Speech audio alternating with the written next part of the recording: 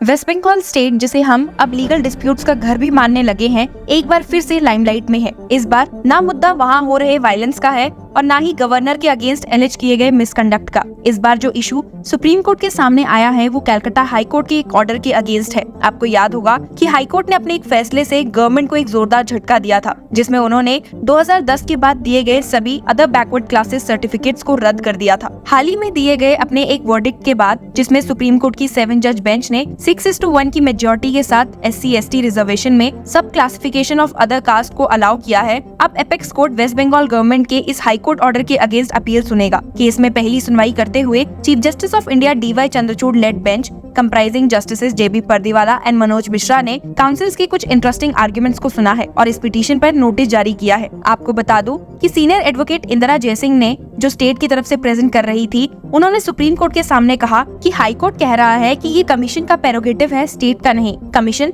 1993 में सेटअप किया गया, लेकिन स्टेट ने 2012 में कानून बनाया कैसे क्लासिफाई करना है। प्रोसेस ये है कि पहले कमीशन पहचानता है कि ये OBCs हैं, फिर स्टेट अपने हिसाब से फैसला करता है। इंदिरा जयसिंह ने कहा कि ऑर्डर में जो लैंग्वेज यूज की गई है, देखिए, retired chief justice of high court commission को हेड कर रहे हैं। ये सब इसीलिए क्योंकि कम्युनिटी मुसलमान है। ये वजह दी गई है कि रिजर्वेशन धर्म के आधार पर किया गया, सब क्योंकि ये मुसलमान है, मैंने ये रिजर्वेशन बनाया, ये वजह दी गई। अपने आर्गुमेंट्स को कंटिन्यू करते हुए उन्होंने कहा that there were reports after reports which were also considered inter alia Mandal commission. In view of this, उन्होंने बेंच से इंटरिम रिलीज पर स्ट्रेस दिया। सीनियर एडवोकेट इंदिरा जयसिंह ने कहा कि हाई कोर्ट का फैसला एक कंप्लीट जुडिशियल ओवररीच है। उन्होंने कहा, Why is all this happening? Because these are Muslims and they say it is about religion. Complete falsehood. It is being said that I made reservations because there are Muslim. We have reports after reports to show that all the communities have been considered. Mandal Commission criteria have been followed. State wants to run the state, but if court wants to run it, then let them. How should we?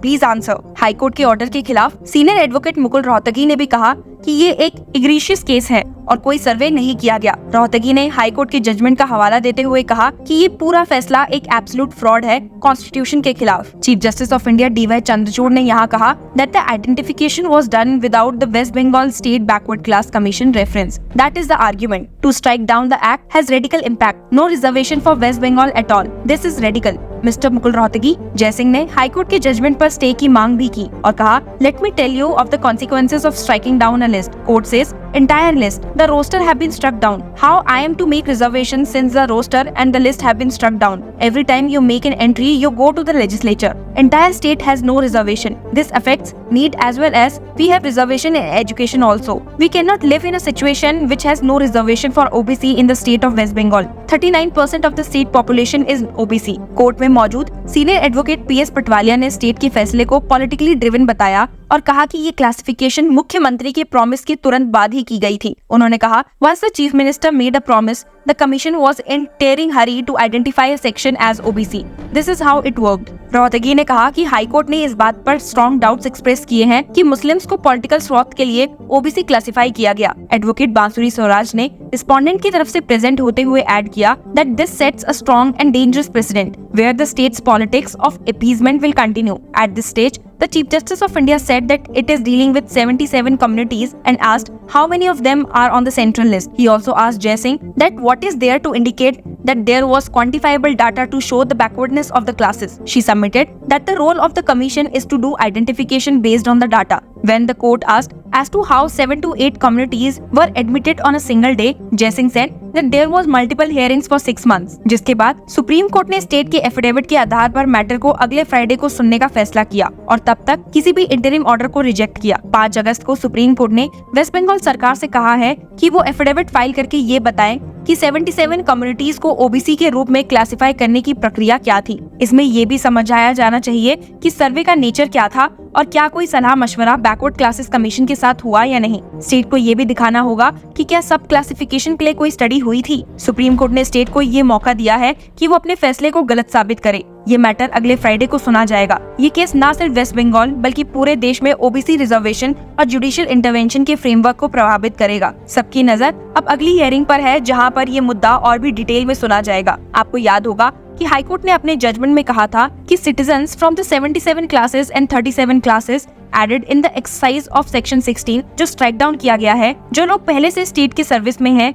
या जो reservation का benefit ले चुके हैं या किसी selection process में सफल हो चुके हैं, उन्हें इस जजमेंट के कारण प्रभावित नहीं किया जाएगा। हाईकोर्ट का जजमेंट जो जस्टिस तपाव्रता चक्रवर्ती एंड राजशेखर मंता की डिवीजन बेंच द्वारा किया गया कहता है कि उन लोगों को जो पहले से एम्प्लॉयमेंट पा चुके हैं इस ऑर्डर का कोई प्रभाव नहीं होगा। ये वर्डिक्ट लगभग 5 लाख ओबीसी सर्टिफिकेट्स को प्रभावित करता है जो 2010 के बाद जारी किए गए थे। आपको बता दूं कि कई ऐसी कॉन्स्टिट्यूएंसीज हैं जहां पर सब्सटेंशियल ओबीसी पॉपुलेशन है और ये मुद्दा इलेक्शन पर्पस में भी प्रभावित हो सकता है। हाईकोर्ट ने West Bengal backward classes other than scheduled caste and scheduled tribes reservation of vacancies in service and post act 2012 के कई पोर्शन को स्ट्राइक डाउन किया था। इसमें section 16, the second part of section 2H and section 5A of the act which distributed reservation percentage of 10% and 7% to the sub-classified categories. Consequently, the sub-classified categories OBC A and OBC B from Schedule 1 of the Act को हटा दिया गया है। आपको बता दो कि high court justice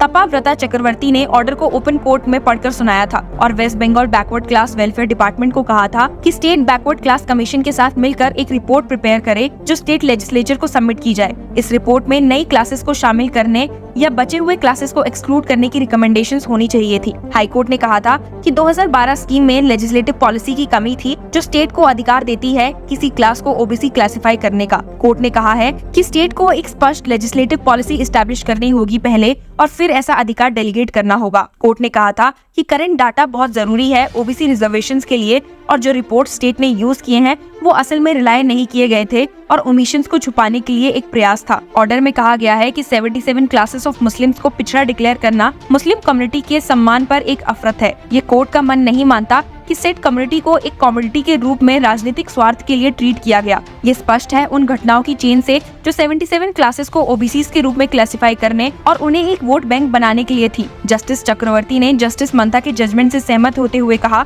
कि रूल ऑफ लॉ के स्ट्रिक्ट कंप्लायंस को इंश्योर किया जाना चाहिए और इसे एग्जीक्यूटिव्स के हाथ में फ्लाउट नहीं होने देना चाहिए जो छोटी सी अथॉरिटी में constitutional guarantee of fairness and reasonableness को क्रिपल करते हैं। हाई कोर्ट के इस वर्डिक्ट के बाद chief minister Mamata Banerjee said that she did not agree with the order and reservations would continue on the basis of OBC list. Union home minister Amit Shah ने कहा था कि miss Banerjee had given reservation to 118 Muslim communities without any process to pander her vote bank. Mister Shah said we condemn the attitude of Mamata Banerjee and welcome the Calcutta high court order. The constitution does not allow reservation on religion. ये case West Bengal की reservation policy और judicial scrutiny के बीच एक बड़े clash को दर्शाता है, जहां एक तरफ स्टेट गवर्नमेंट अपने अधिकार का प्रभाव दिखा रही है, वहीं दूसरी तरफ हाईकोर्ट अपनी जुडिशियल ओवररीच को दर्शाता है। सुप्रीम कोर्ट का फैसला इस मैटर में बहुत ही इंपॉर्टेंट होगा और ये देश भर में रिजर्वेशन के फ्रेमवर्क को प्रभावित करेगा। अगले फ्राइडे की सुनवाई इसलिए भी क्रूशियल है क्योंकि ये फैसला स्टेट के 5 लाख ओबीसी सर्टिफिकेट होल्डर्स को डायरेक्टली प्रभावित करेगा। So let's wait for the outcome and arguments in the case.